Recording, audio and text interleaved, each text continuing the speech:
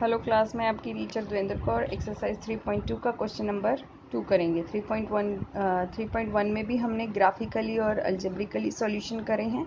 3.2 का first question में भी हमने ग्राफिकली और अलजेब्रिक सॉल्यूशन करा है। और 3.2 जो है ना वो थोड़ा अलग क्वेश्चन है, वो इंट्रो से रिलेटेड क्वेश्चन है। तो क्वेश्चन नंबर 2 देखते हैं। क्वेश्चन नंबर 2 है ये, on comparing the ratio A1 upon A2, B1 upon B2 and C1 upon C2.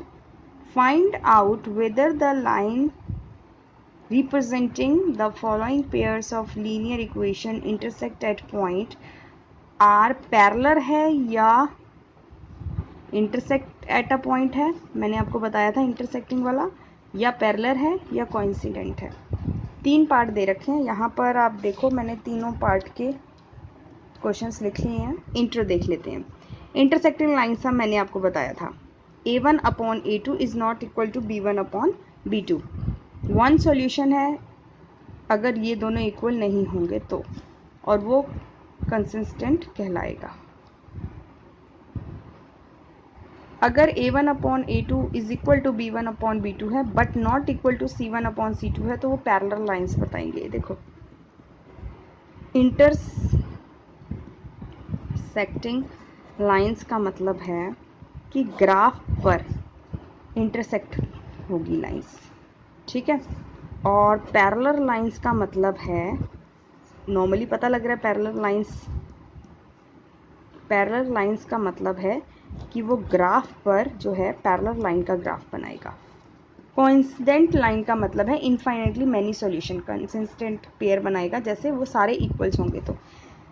अब कोइंसिडेंट का मतलब है कि एक ही लाइन पर दूसरी लाइन बना देगा, ठीक है। ग्राफ पर, ये ग्राफ पर ऐसे बनेगा। अब देखो, अब हम फर्स्ट पार्ट सॉल्व करते हैं। ये A1, ये A2, ये B1, ये B2, ये C1 और ये C2। देखो अब इसको लिखेंगे कैसे। A1 upon A2 is equal to B1 upon B2 is equal to C1 upon C2। देखो 5 upon 7 is equal to 4 upon 6, ठीक। और या कॉमा लगा लो, ठीक है, वैल्यूज़ डाल रहे हैं क्योंकि, और इक्वल्स टू 8 अपॉन 9, ठीक। अब देखो 2 to the 4, 2 3 the 6, ये तीनों ही आपस में नहीं इक्वल, तो हमें पहले दो का देखना है। यहाँ पर पहले दो का दिया हुआ है, पहले दो का, तो मतलब ये पहले दो ही इक्वल नहीं है। Means A1 upon A2 is not equal to B1 upon B2। तो इसका क्या निकला था, इसका निकला था कोइंसिडेंट, ठीक। Means unique solution, means intersecting lines, means ये वाला, ठीक। तो यहाँ लिख देंगे इंटरसेक्टिंग लाइंस, इंटरसेक्ट क्वेश्चन में intersect at a point, intersect at a point, ठीक। इंटरसेक्टिंग लाइंस बन जाएंगी। सेकेंड पार्ट फिर अगेन वही लिखेंगे, A1 upon A2 is equal to B1 upon B2 is equal to C1 upon C2। अब 9 upon 18 equals to 3 upon 6। पहले तो पहले दो ही करके देख लो आप। 3 3 द 9, 3 6 द 18, ठीक। 3 1 द 3, 3 2 द 6, 3 1 द 3, 3 2 द 6, ठीक है। अब 12 और 24, 12 1 द 12, 12 2 द 24, तो सारे इक्वल्स आ रहे हैं यहाँ पर, ठीक है। जब सारे इक्वल्स आ जाएं तो हमारी कोइंसिडेंट लाइंस बनेगी, मीन्स ये बनेगा हमारा, ठीक है। और वो ग्राफ पे कैसे बनाएगा, इनफाइनाइटली मैनी सॉल्यूशंस। तो A1 upon A2 is equal to B1 upon B2 is equal to C1 upon C2। तो ये बनेगा कोइंसिडेंट लाइंस, ठीक है। इसी तरह से थर्ड आप होमवर्क में कर लेना, ठीक है।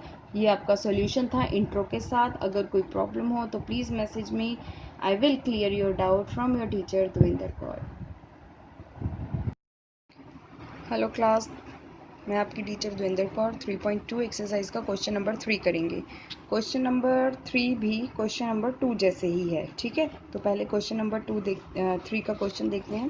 क्वेश्चन नंबर 3 का क्वेश्चन है, on comparing the ratio A1 A2 B1 B2 C1 C2, ठीक है, इनको कंपेयर करो और फाइंड करो कंसिस्टेंट है या इनकंसिस्टेंट है। देखो कंसिस्टेंट मैंने यहाँ पे इंट्रो लिख दिया है, आपको लिखना हो आप लिख सकते हो, कोई दिक्कत नहीं। कंसिस्टेंट ये है जिसका वन सॉल्यूशन निकलेगा, इनकंसिस्टेंट ये है जिसका कोई सॉल्यूशन नहीं निकलेगा।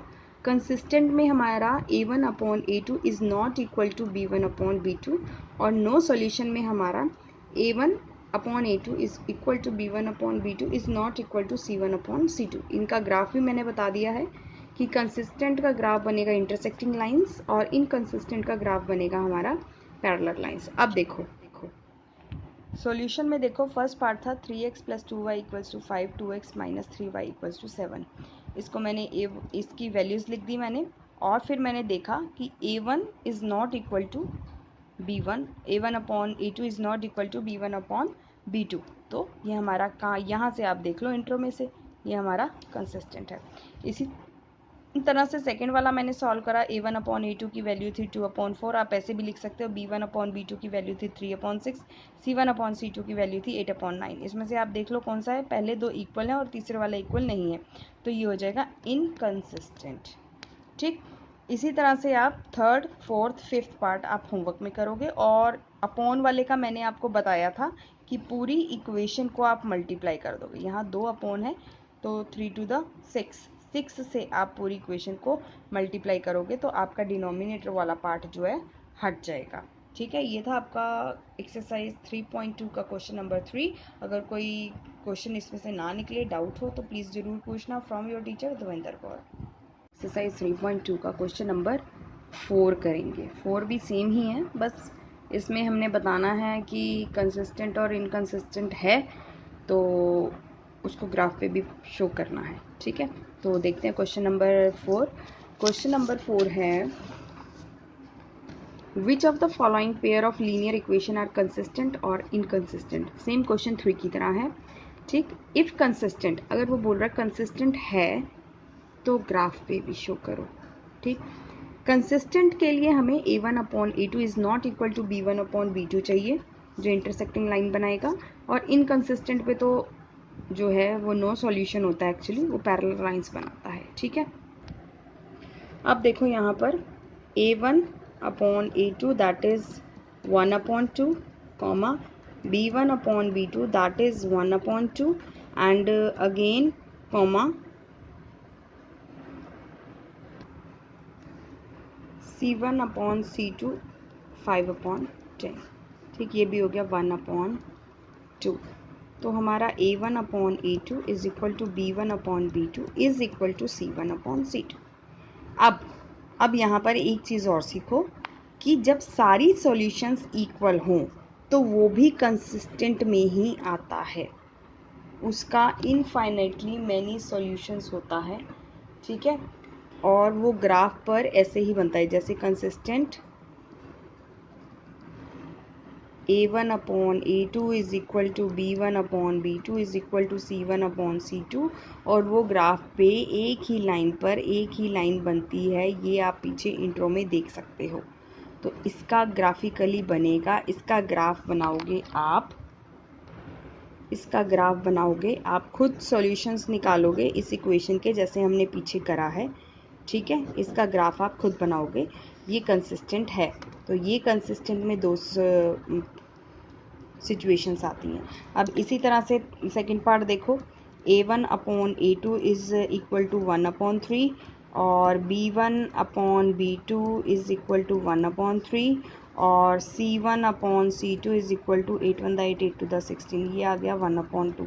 तो मेरा आया a1/a2 is equal to b1/b2 is not equal to c1/c2। तो दैट मीन्स यहाँ पर इनकंसिस्टेंट है, और उन्होंने बोला है सिर्फ कंसिस्टेंट में ही ग्राफ बनाना है।